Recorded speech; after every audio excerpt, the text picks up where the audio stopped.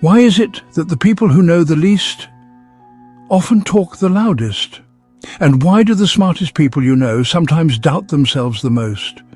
Today, we're pulling apart a strange and unsettling truth about human confidence. Have you ever met someone so convinced of their own brilliance, yet unaware of their shortcomings? Their certainty is magnetic, a force that can be both fascinating and frustrating. This confidence is a paradox. The less a person knows, the more they believe they've mastered it.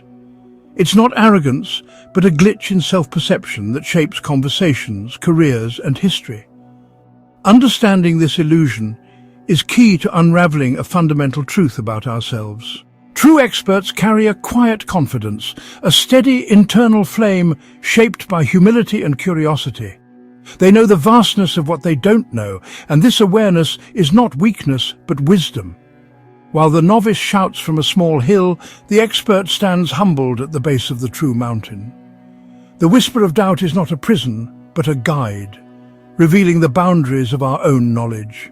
The human mind is a strange landscape filled with hidden valleys of ignorance and sunlit peaks of false confidence. Navigating it requires self-awareness, a map and compass many of us lack. We construct stories that flatter our egos and hide uncomfortable truths. Sometimes we're blind to our own errors, trapped in a loop of ignorance. This is the Dunning-Kruger Effect, a mirror to the mind and a flaw we all must face. In the 1990s, a man named MacArthur Wheeler robbed banks, convinced lemon juice would make his face invisible to cameras. Psychologists Dunning and Kruger were fascinated by his confidence despite his incompetence. Their research revealed a striking truth. Those who know the least often overestimate their abilities the most. The Dunning-Kruger effect, unskilled and unaware, remains a profound insight into human self-perception. Dunning and Kruger's research revealed 4 pillars of incompetence. First, the incompetent perform poorly. Second, they fail to recognize their own lack of skill. Third, they can't recognize competence in others. But fourth, with training, they can gain awareness and improve, showing the Dunning-Kruger effect isn't permanent. The Dunning-Kruger effect is best visualized by its iconic curve, a dramatic peak, a sharp dip, and a slow, steady rise. Novices often overestimate their abilities, reaching Mount Stupid before reality sets in and confidence drops. With experience, true understanding grows and confidence rises again, this time grounded in real skill. The Dunning-Kruger effect isn't just a lab curiosity. It shapes our daily lives. In meetings, the loudest voice often drowns out true expertise, leading to poor decisions. Online, confidence and ignorance can look the same, spreading misinformation. From amateur chefs to overconfident investors, ambition often outpaces ability. The Dunning-Kruger effect is a universal human trap, one we all risk when we step outside our expertise. On the far side of the Dunning-Kruger curve lies the burden of knowing. The highly skilled see the vastness of what they don't know, fostering humility and doubt. True experts often feel less certain than amateurs, aware of how much remains unknown. The more you learn, the more you realize how little you know. This is the gift and the burden of awareness. At the very heart of the Dunning-Kruger effect lies a profound failure of a crucial mental faculty, metacognition. This is a term psychologists use to describe the mind's ability to observe itself. It is thinking about thinking. Metacognition is the internal supervisor that monitors your understanding, evaluates your performance, and identifies gaps in your knowledge. It is the quiet voice that prompts you to reread a confusing sentence, or the feeling that you haven't quite grasped a new concept. When this faculty is working well, it acts as a clear mirror, reflecting an accurate image of our own abilities and limitations, allowing us to adjust our learning and behavior accordingly. For the unskilled, however, this mirror is flawed. It is foggy, distorted, or perhaps even shattered. The very skills required to perform a task competently are often the same skills required to evaluate that performance. Imagine trying to judge a poetry competition without any understanding of rhythm, metaphor, or verse. You would lack the fundamental criteria to distinguish a masterpiece from a clumsy first draft. In the same way, a person with poor logical reasoning skills not only arrives at faulty conclusions, but also lacks the logical framework to recognize that their conclusions are faulty. Their incompetence robs them of the very tool they need for self-assessment. This creates a self-perpetuating cycle of ignorance. An individual performs a task poorly, but their lack of metacognitive insight prevents them from seeing their failure. From their perspective, their performance was perfectly adequate, perhaps even excellent. As a result, they see no reason to learn more or to seek feedback. Why would they? In their own mind, they have already succeeded. This is not a conscious decision to remain ignorant. It is a structural blindness. They are trapped inside their own limited perspective, unable to see the world from a higher vantage point that would reveal the true landscape of their abilities. This crisis of metacognition explains why simply pointing out someone's errors is often ineffective. Their first instinct is not to question their own ability, but to question the validity of the feedback or the credibility of the person providing it. Their flawed mental model is so complete and self-contained that it deflects any external information that contradicts it. To break this cycle requires more than just feedback. It requires building the underlying competence from the ground up. Only by improving the skill itself can the mirror of metacognition be polished, allowing a clearer, more accurate reflection to finally emerge. Human beings are not rational calculating machines. We are storytelling animals. Our minds are constantly weaving narratives to make sense of the world, and more importantly, to make sense of ourselves. A fundamental part of this internal story is the need to maintain a positive self-image. Most of us want to believe we are decent, capable, and at least a little bit better than average. This psychological tendency is known as illusory superiority, a cognitive bias where people overestimate their positive qualities and abilities relative to others. It is a gentle, comforting lie we tell ourselves to protect our ego and maintain our self-esteem. This bias is, honestly, remarkably pervasive. In study after study, the majority of people will rate themselves as above average in a wide range of domains, from driving skill and intelligence to honesty and leadership ability. This is, of course, a statistical impossibility. We cannot all be better than average, yet the illusion persists because it feels good. It acts as a psychological buffer against the harsh realities of mediocrity and failure. Our internal storyteller carefully edits our memories, highlighting our successes while downplaying our failures, crafting a personal history in which we are the competent hero of our own journey. The Dunning-Kruger Effect can be seen as an extreme manifestation of this universal human tendency. For most people, the illusion of superiority is a mild, harmless vanity. We might think we are slightly better drivers than we are, but we still stop at red lights. For the truly incompetent, however, this illusion is not mild, it is an all-encompassing reality. Lacking any objective measure of their own performance, their self-assessment is based almost entirely on this internal, ego-driven narrative. Their story of success is not challenged by the nagging voice of metacognitive doubt, so it grows louder and more convincing. This powerful need for a positive self-view explains the resistance to criticism that often characterizes those experiencing the effect. When confronted with evidence of their incompetence, it is not just their skill that is being challenged, it is their entire sense of self. It is an attack on the very story they have built to define who they are. To accept the criticism would be to tear down a core part of their psychological identity. It is often easier and less painful to dismiss the evidence and preserve the illusion. The internal storyteller works overtime, finding reasons to discredit the feedback and keep the comforting narrative intact. If you've ever caught yourself spiraling in frustration, stuck in your own head, or even questioning your own confidence, there's no shame in asking for help. Online therapy offer live video sessions and even daily support via WhatsApp. It's not just talk. They specialize in cognitive behavioral therapy backed by research to actually help you untangle the mental loops holding you back. Use code therapy20 for 20% off. The link is waiting for you in the description. The Dunning-Kruger effect does not operate in isolation. It is part of a complex web of interconnected cognitive biases, each one reinforcing the others, creating a formidable mental maze that is incredibly difficult to navigate. The walls of this maze are our own thought patterns, and because they are invisible to us, we don't even realize we are trapped. One of the key supporting biases is the confirmation bias, our tendency to search for, interpret, and recall information in a way that confirms our pre-existing beliefs. We actively seek out evidence that we are right and ignore evidence that we are wrong. For someone trapped in a state of unskilled unawareness, confirmation bias acts as a powerful shield. If they believe they are an expert in a particular subject, they will selectively consume information that supports this belief. They will remember the one time their prediction was correct and conveniently forget the 10 times it was not. They will gravitate towards online forums, social groups, or news sources that echo their own views, creating an echo chamber that insulates them from dissenting opinions. This selective exposure creates the illusion of consensus, making their flawed beliefs seem not only correct, but also widely supported.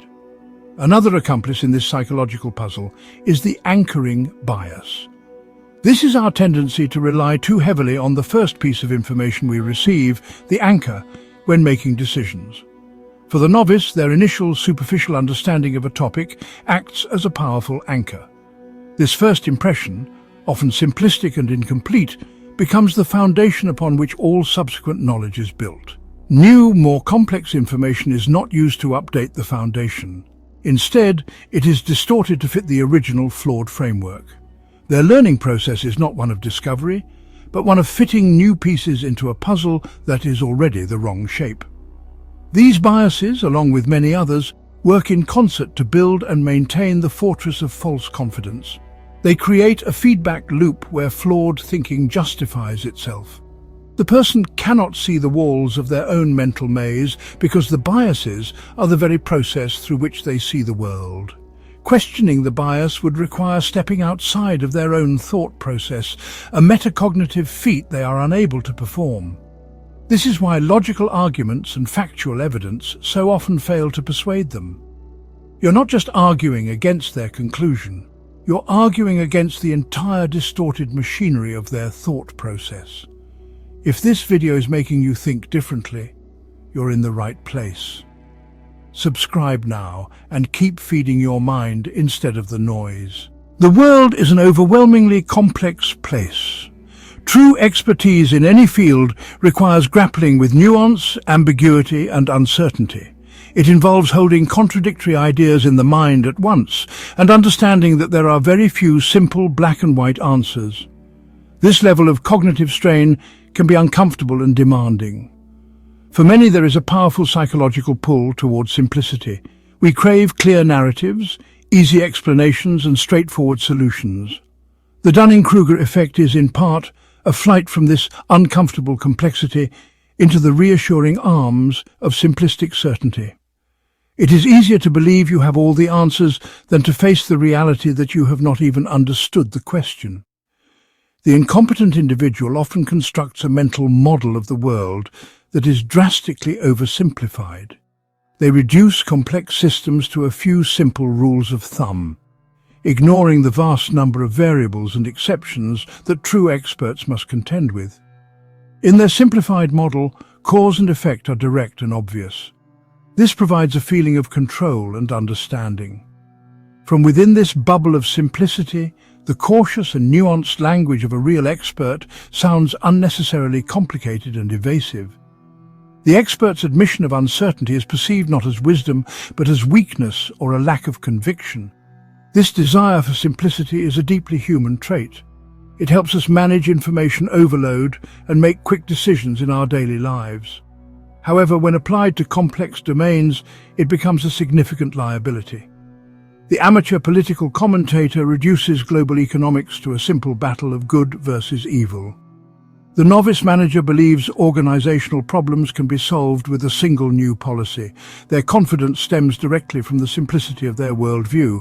Because their model has so few moving parts, it feels complete and easy to grasp, leading them to believe they have achieved mastery of the subject. This psychological retreat into simplicity is a defense mechanism against the anxiety of not knowing. To acknowledge complexity is to acknowledge one's own ignorance, which can be a threatening and humbling experience. It is far more comforting to construct a smaller, more manageable version of reality and declare oneself the king of that tiny kingdom. This is why the initial peak on the Dunning-Kruger curve is so high. A little bit of knowledge is just enough to build a simple, coherent, and deeply satisfying story.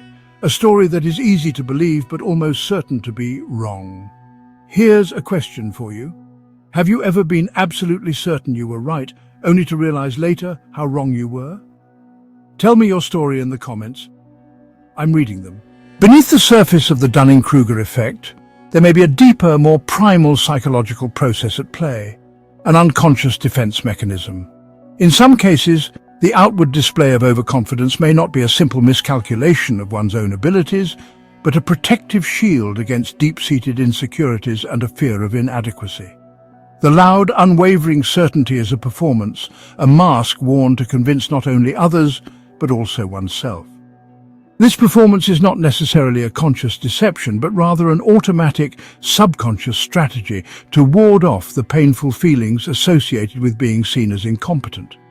From this perspective, the inability to see one's own flaws is not just a cognitive deficit, it is a psychological necessity. Acknowledging incompetence would mean facing a core fear, a feeling of being not good enough that might be too overwhelming for the ego to handle.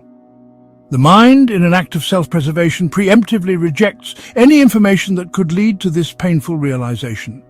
The bravado and arrogance are the symptoms of a fragile self-esteem, not a robust one. It is a desperate attempt to project an image of strength to conceal an underlying vulnerability that the individual cannot bear to confront. This defensive posture explains the often hostile and aggressive reaction to constructive criticism.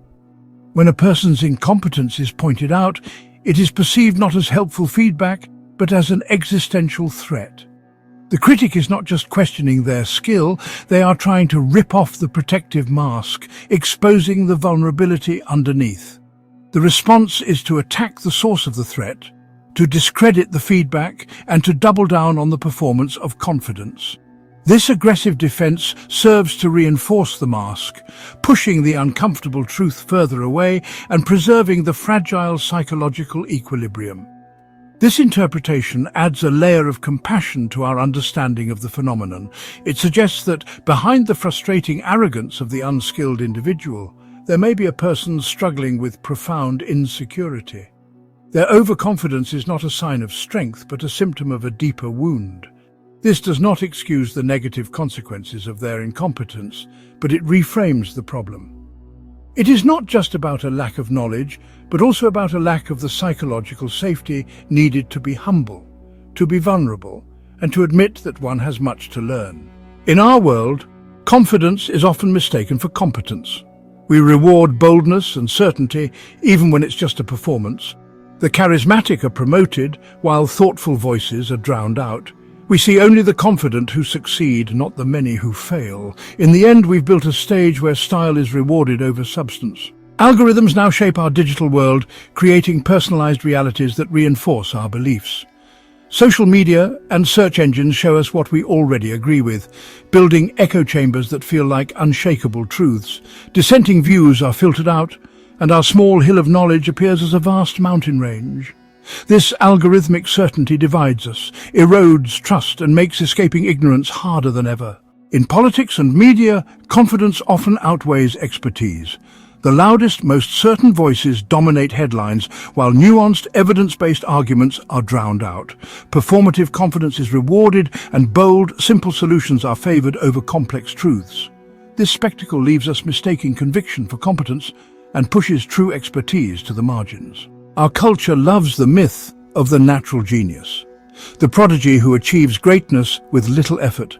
But this story devalues the slow, often frustrating process of learning and practice that leads to mastery. When we romanticize effortless achievement, we ignore the value of struggle and risk mistaking early ease for true expertise. Real growth comes from embracing the journey, not just the outcome. True experts hesitate because the more they know, the more they recognize the vastness of what they don't. Their caution and nuanced language can seem weak next to the bold certainty of the uninformed.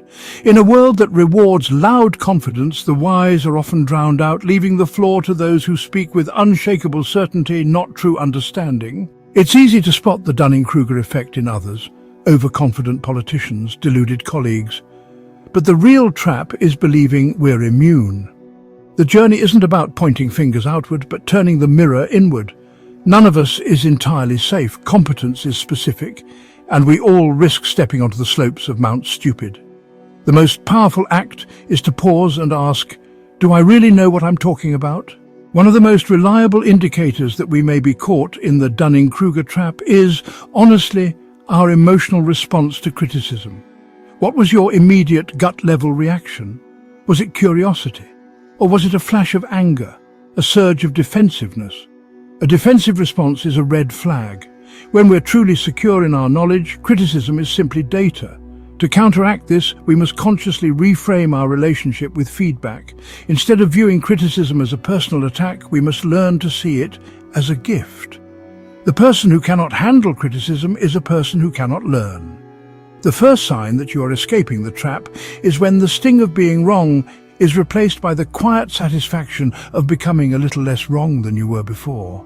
Warren Buffett popularized the circle of competence. Inside this circle, we are experts. Outside, we are novices. Wisdom lies in knowing these boundaries. Many fail to respect them. This leads to the Dunning-Kruger effect. Stay humble and know your limits. Escaping the Dunning-Kruger effect isn't a one-time insight, but a lifelong practice of humility. Knowledge is a path, not a destination. The goal isn't to never be wrong, but to recognize when we are and grow from it. By seeking out the unknown and embracing discomfort, we become lifelong learners, open and curious. As Socrates taught, true wisdom begins with admitting our own ignorance. Socrates' wisdom came not from knowing, but from admitting his ignorance. Embracing our own ignorance isn't defeat. It's the beginning of real learning. By questioning our beliefs and valuing curiosity over certainty, we open ourselves to true growth. The lifelong apprentice mindset protects us from false confidence. Actively seek feedback, challenge your blind spots, and treat "I don't know" as a starting point, not a failure. True progress comes from humility, curiosity, and the discipline to keep learning. Real awareness means seeing the world and ourselves with fewer distortions. Listen to understand, not to win. Let empathy and curiosity guide your interactions. The journey isn't about arriving at certainty, but about becoming wiser travelers. The Dunning-Kruger effect isn't just out there, it's in all of us. Recognizing our own blind spots is the first step toward genuine awareness.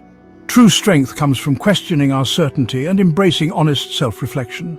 The antidote to false confidence is the courage to be a beginner, again and again. Seek discomfort, ask questions, and value learning over being right. By embracing humility, we build a wiser, more compassionate culture. Wisdom isn't about having all the answers, it's about stepping into the unknown with curiosity. Let go of the need for certainty. Growth happens at the edge of what we don't know. The journey toward real awareness is lifelong. Dare to walk into your own fog. If this hit you deeper than you expected, do me a favor. Like the video, share it with someone who needs to hear this, and subscribe so you don't miss what's next. And don't forget, the therapy link is in the description with the code THERAPY20 for 20% off.